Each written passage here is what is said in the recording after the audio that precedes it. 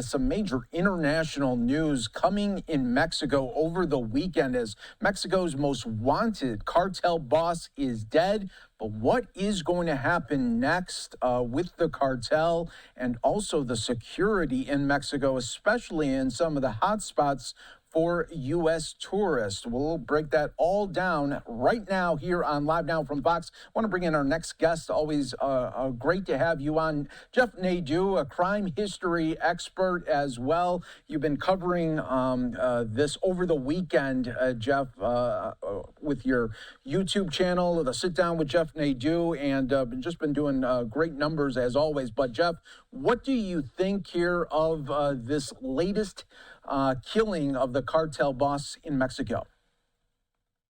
And as always, Mike, thanks for having me back on. I was shocked. I didn't think the day would ever come where El Mencho would be taken out. He's just been so elusive for so long. We need to understand, El Mencho, Nemesio Asaguera Cervantes, is up at the level of an El Chapo, a Pablo Escobar. He is a transnational drug trafficker who is sitting on a multi-billion-dollar a year business. He is elusive. He's been around for years. He seemingly has 9 lives. He's had a pretty unbelievable life. He started out as security for a small marijuana farm. He then went to the United States, was arrested several times, did time in prison here in this country. He then went back to Mexico, became a police officer. He then got corrupt and ended up kind of always being connected to a group called the Valencia family. He was in a cartel called the Millennial Cartel, and he then kind of took his way through. There was a time where he was actually kidnapped by a rival group. For some reason, he was let go, and he ascended to the top of the largest drug trafficking network, really, in Mexico. It's shocking. I didn't think that day would ever come, but here we are, and we saw the response by his group yesterday. And Jeff, there were some reports over the weekend that the U.S. might have told Mexican officials, hey, this might be the time for you to do this, and maybe maybe force their hand a little bit. Is there any word on that of what we can learn about maybe the U.S. involvement? What we're learning with the new administration in Mexico and obviously the Trump administration is they're feeling the heat a little bit, I feel like, and they don't want this country to intervene. So they kind of just say, you know what, give us some information, we'll take care of it, which is what happened here. Their military, Sedena, obviously, was given information. From what I understand, Mr. Mencho, it was pretty common knowledge that he was in this area. It really goes back to from what I understand, according to Mexican media, Mike, there was a girlfriend of El Mencho who he's been seeing for about 3 or 4 years now. She was essentially tracked through some sort of intermediary, and I think they had kind of understood where he was. From what I've been told by people that I've spoken to, they originally were looking to do this Friday.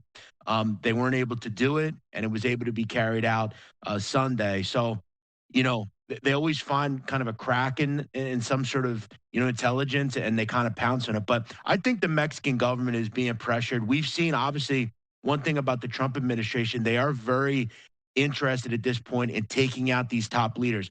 Look, Mike, I'm not in the government of any kind or anything, but I don't agree with this strategy. I don't think it works.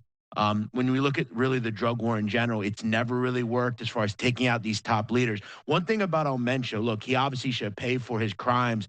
He is one of the most depraved people in this hemisphere. That said, he did have some sort of calming over this cartel. Now it's really just going to be a bunch of guys vying for control. And this is where we see the most violence. We saw when El Chapo Guzman was, apprehended, it didn't stop the flow of narcotics. It didn't really fix anything. And now we look at where the Sinaloa cartel is. It's at its most violent point where groups are vying for control. This doesn't work. And the people that really, in the end, suffer are people in Mexico, people that live there, and now even tourists. Because, Mike, you look at somewhere like Puerto Vallarta, that's a main thoroughfare for Cartel Jalisco and the Nueva Generacion. And what you're going to see is tourists be affected, and it really stop the flow of business. Yeah, because, Jeff, this is coming at a moment where already next month we're going to be talking about spring break, and these big tourist areas, they're going to get slammed right now. Yeah, and as I said, I mean, in Jalisco, obviously, Puerto Vallarta is a beautiful place, but it is one of the main thoroughfares. There's a person, El Sapo, who is the plaza boss in Puerto Vallarta. It's a big point for them, and yeah, I mean, you also have to start thinking about Mike. Obviously, the World Cup. Look, I mean, United States is dangerous, but obviously Guadalajara, for instance, is one of the main sites for the World Cup. Do the Mexican officials do the World Cup? Do they need to look into maybe moving these games to America or Canada? Yeah, it definitely hurts.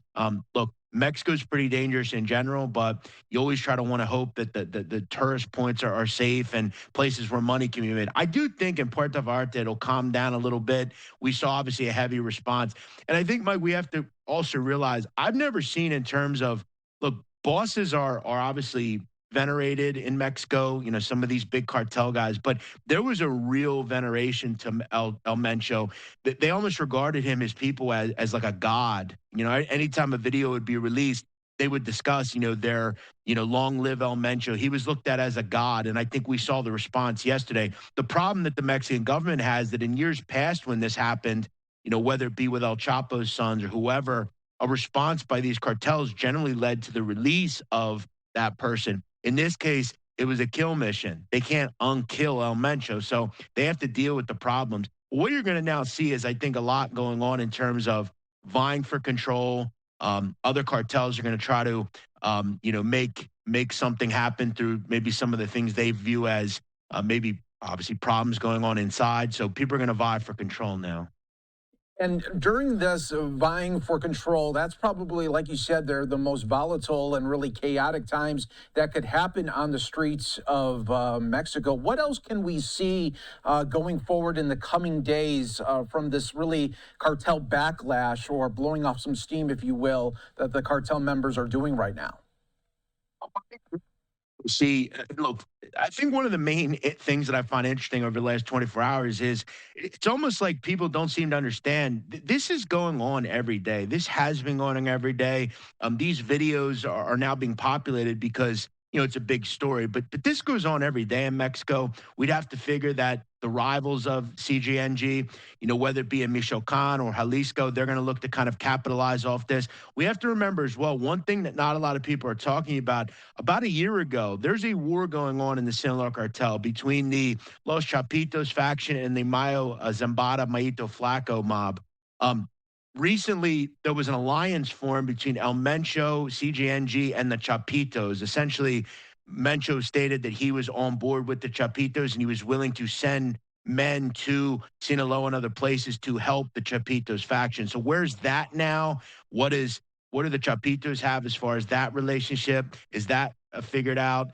And again, who now takes the reins? CGNG is also fighting in Michoacan against a group called the CSRL. There's been a lot of awful videos that have come out due to that.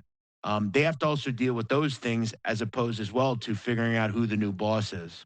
Yeah, it's definitely going to be quite some interesting times in Mexico. We're hoping for the very best, especially for all the tourists and residents that are dealing with this right now. Jeff Nadu, always great to have you on. You can check him out, the Sit Down with Jeff Nadu, and it's great wealth of knowledge. You provide such great insight. We appreciate you always being on here on Live Now from Fox. Real quick, Mike, I will let everybody know. I'm going to do a real deep dive into the life of El Mencho, kind of try to right the wrongs of some of the things that the media maybe isn't getting right. So appreciate you always having me on. Thanks as always. All right, great to have you on as always there, Jeff. All right, we will be back here with much more coming up on Live Now from Fox in moments.